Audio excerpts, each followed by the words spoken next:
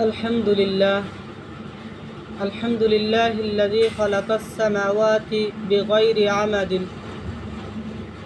وخلق الشمس ضياء والقمر نور والنهار معاشا إنك أنت الكريم الرحيم والصلاة والسلام على من بعث رحمة للعالمين الذي أعدل في حكمه أما بعد فقد قال الله تبارك وتعالى في كلامه المجيد حبيب نماز পড়তেছ না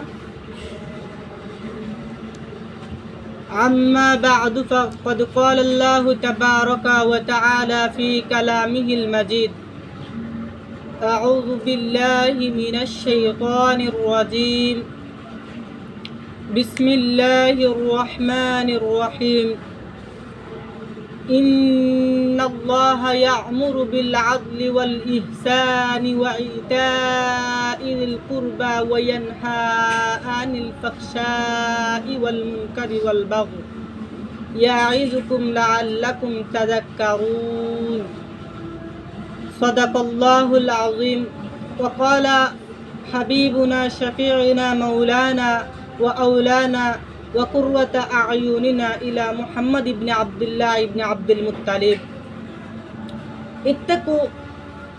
اتقوا الظلم فإن الظلم ظلمات يوم القيامة أما بعد আমরা আল্লাহ তাআলার দরবারে শুকরিয়া জ্ঞাপন করি যে রব্বে কুল জালাল আমাদেরকে সহি সালামতে সুস্থ সবল অবস্থায় সালাতুল আসর জামাতের সহিত আদায় করে আমাকে কিছু বলার এবং আপনাদেরকে কিছু শোনার উদ্দেশ্যে এই জায়গায় আসার এবং বসার তৌফিক দান করেছেন। এজন্য রব্বে কুল জালালের কাছে আমরা শুকরিয়া আদায় করি। সবাই বলি আলহামদুলিল্লাহ। আলহামদুলিল্লাহ। আমি কুরআন আল কারীমের সূরাতুন নাহলের 90 নম্বর আয়াত কারিমা তেলাওয়াত করেছি।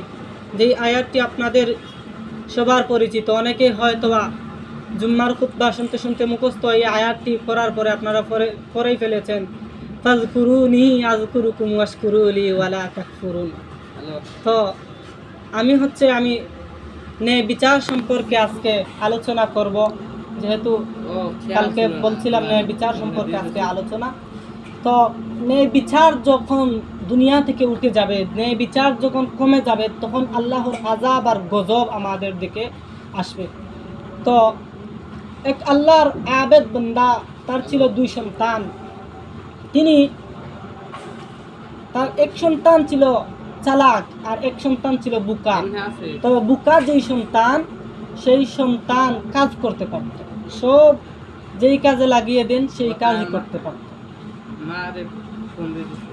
তো আল্লাহর বান্দা যখন মৃত্যু সজ্জায়, তখন তিনি তার বড় ছেলেকে ওসিয়ত করলেন, যেই ছেলেটি চালাক, যে বাবা, আমার কোন সম্বল নাই, আমার 3টি সম্বল আছে, তুমি সমানভাবে ভাগ করে নিও, ন্যায় বিচার করো তোমার ভাইয়ের সাথে। তখন আল্লাহর বান্দা বলল, আব্বা, আমি তোমার ওসিয়ত রাখবো। তো 3টি জিনিস ছিল। একটি ছিল খাতা, যেটা আমরা গায়ে দেই, এইরকম একটি খাতা, আর একটি ছিল নারকেল গাছ, আর একটা গরু। এই হচ্ছে 3টা। তো ন্যায় বিচার করতে গিয়ে যুবক তার ভাইকে বলছে, ভাই, বাবা তো আমার কাছে তোমাকে আমানত হিসাবে রেখেছে যে আমি তোমাকে ন্যায় বিচার করার জন্য। তো একটা খাতাটাকে যদি ছিঁড়ে ফেলি, দুইজনে ভাগ করি, তাহলে তুমিও ব্যবহার করতে পারবা না, আমিও ব্যবহার করতে পারবো না। তাই এই খাতাটা দিনের বেলায় তোমার আর রাতের বেলায় আমার। আর একটা নারকেল গাছ যদি কেটে ফেলি, তাহলে তুমিও ফল খেতে পারবা না, আমিও ফল খেতে পারবো না। তাই এই নারকেল গাছকে অর্ধেক করে গুড়ার দিকটা তোমার, আগার দিকটা আমার। আর একটা গরু, সব তো আমি নারকেল গাছ যেহেতু আমি আগ দিক নিছি, তাই একটা মাত্র গরুটার আগ দিক তোমাকে দিলাম আর পিছন দিক আমি নিলাম। বলেন তো এখানে ন্যায় বিচার হয়েছে কি হয় নাই? হলো না কেন? সমানভাবেই তো ভাগ করা হলো। তো এইরকম ন্যায় বিচার থেকে আমরা বিরত থাকবো। রাসূল আরবি সাল্লাল্লাহু আলাইহি ওয়াসাল্লাম একবার এক মহিলাকে ধরলেন কুরাইশ বংশের। নবী করিম সাল্লাল্লাহু আলাইহি ওয়াসাল্লামের বংশ ছিল কুরাইশ। আর এই কুরাইশ বংশের সম্ভ্রান্ত এক পরিবারের এক নারী ফাতেমা বনু মাখজুমের ফাতেমা মাখজুম, তিনি চুরিতে ধরা পড়লেন। তখন রাসূল করিম সাল্লাল্লাহু আলাইহি ওয়াসাল্লাম বিচারে বসলেন। আর ইসলামের ফয়সালা হলো, যখন কোনো চোরকে ধরা হবে তখন ইসলামের আইনে চোরের ডান হাত কেটে দেওয়া। তো ওই মহিলাকে ডান হাত কেটে দেওয়ার জন্য রাসূল আরবি সাল্লাল্লাহু আলাইহি ওয়াসাল্লাম প্রস্তুত হয়ে গেলেন। আর যেই সম্ভ্রান্ত পরিবার যেহেতু, এইদিকে আবার কুরাইশ বংশের, তো তারা ভাবতে লাগলো, হায় হায়, এখন যদি হয় একটা নারীর হাত কাটা যাবে, কিন্তু পুরা কুরাইশ বংশ কলঙ্কিত হয়ে যাবে। শুধু কুরাইশ বংশই কলঙ্কিত হবে না, বনু খুজাইমা, বনু মাখজুম পরিবারটিও কলঙ্কিত হয়ে যাবে। তাই তারা কি করলো, রাসূল আরবি সাল্লাল্লাহু আলাইহি ওয়াসাল্লামের একান্ত মায়ার পাত্র উসামা বিন জায়েদ রাদিয়াল্লাহু তাআলা আনহুকে গিয়ে রিকোয়েস্ট করলো যে, হে রাসূলের মায়ার পাত্র, আপনাকে বলতেছি যে আমাদের জন্য আপনি সুপারিশ করুন, যে রাসূলকে বলতে পারেন এই কথা যে এখন যদি ওই মহিলাটির ডান হাত কেটে দেন তাহলে আপনার বংশের মধ্যে কলঙ্ক লাগবে। ইয়া রাসূলুল্লাহ, ইয়া হাবিবাল্লাহ, আপনি যদি পারেন তাহলে ওকে মাফ করে দেন। তখন রাসূল আরবি সাল্লাল্লাহু আলাইহি ওয়াসাল্লাম রাগান্বিত হয়ে গেলেন আর বললেন, নিশ্চয়ই এই কাজ তুমি একা করো নাই, একার পক্ষ থেকে আসো নাই, নিশ্চয়ই তাদের তাবেদারি করতে তুমি এসেছো। তখন পরের দিন রাসূল আরবি সাল্লাল্লাহু আলাইহি ওয়াসাল্লাম মসজিদে হারামের মধ্যে আসলেন আর দাঁড়িয়ে বক্তব্য দিলেন যে, হে উম্মতেরা, তোমরা শুনো, তোমাদেরকে বলি, আমার আগে যত পয়গম্বর ছিল তারা কি করত, যখন কোনো দুর্বল মানুষ কোনো দোষ করত, ওই দুর্বলকে 100 জায়গায় 200 বার শাস্তি দিত।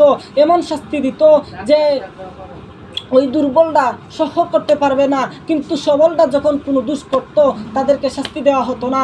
এর জন্যই তারা এই ধ্বংস হয়েছে।